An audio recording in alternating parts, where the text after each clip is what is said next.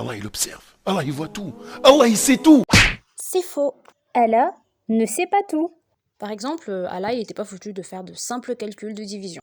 Et il nous le montre dans la sourate An-Nisa, chapitre 4, verset 11. Voici ce que Allah vous enjoint au sujet de vos enfants. Au fils, une part égale à celle de 2 filles.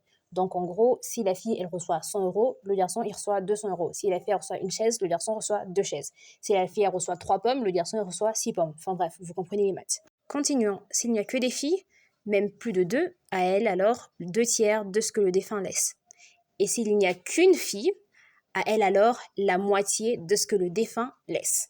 Donc en gros, si dans la fratrie il n'y a qu'une seule fille, la fille elle a le droit à la moitié de tout ce que son père lui aura laissé.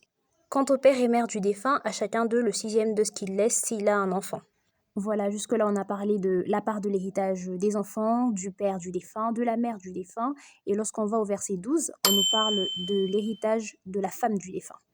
Et selon Allah, la femme est censée recevoir le 1/8 de ce que son mari aura laissé si elle avait eu des enfants avec ce dernier.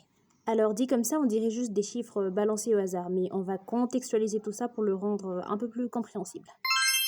Je vous présente Abdullah, et notre ami Abdullah, comme vous pouvez le voir, il est mort. Il a laissé derrière lui un garçon, 2 filles et une femme. Sans oublier l'héritage, la coquette somme de 100 euros. C'est pas beaucoup, mais c'est l'argent qu'il a durement gagné en tant que chamelier. Passons maintenant au partage de l'héritage selon la règle d'héritage islamique. On commence par les 2 filles qu'il a laissées. On se rappelle que Allah a dit dans la sourate 4, verset 11, que si le défunt a laissé 2 filles ou plus, ces filles se partageront les 2 tiers de l'héritage. L'héritage étant de 100 euros, 2 tiers de 100 euros nous donnent approximativement 67 euros. Ce qui veut dire que ces 2 jeunes demoiselles auront chacune 33,50 euros. On s'occupe maintenant de la part de l'héritage du jeune garçon, sachant que Allah a dit dans la sourate 4 au verset 11 qu'un garçon doit recevoir une part d'héritage équivalente à celle de 2 filles. Puisque les 2 filles, ses sœurs, ont obtenu 67 euros, ça veut donc dire que le garçon obtiendra aussi 67 euros à lui tout seul.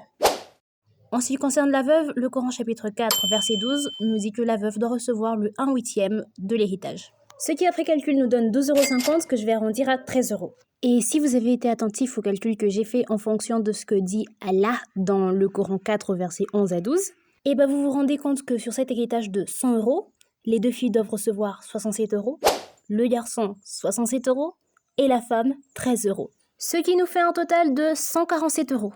Oui, vous avez bien entendu, 147 euros. Et oui, Allah s'est trompé, il est nul en maths. Il ne sait pas tout, visiblement, incapable de résoudre un simple calcul de fraction. Donc, pour en revenir à vous, monsieur le musulman, non, Allah subhanahu wa ta'ala ne sait pas tout, puisqu'il ne sait pas calculer. Il est nul en maths. À toi qui regarde ma vidéo, lâche un like et abonne-toi.